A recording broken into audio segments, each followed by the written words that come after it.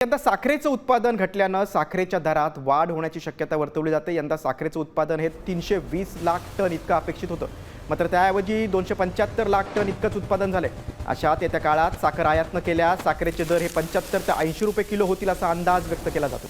दरम्यान देशातील सर्व साखर कारखानदारांनी आता केलेला साखर विक्रीचा व्यवहार सगळा जो तपशील आहे तो केंद्र सरकारने मागवला आहे। कारखान्यांनी किती साखर कोणत्या दराने कोणत्या खरेदीदाराला विकली याची माहिती सादर करण्याचे निर्देश आहेत।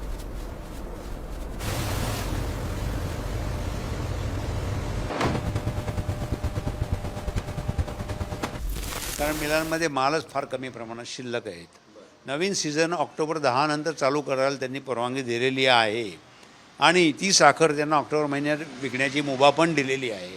अशा दृष्टिकोनातून गव्हर्नमेंट सर्व प्रयत्न करते आहे, परंतु याच्यात त्यांनी आता जर का भाव आटोक्यात आणायचे असतील तर इमिजिएट इम्पोर्ट 15 लाख टन केली पाहिजे सबसिडी देऊन।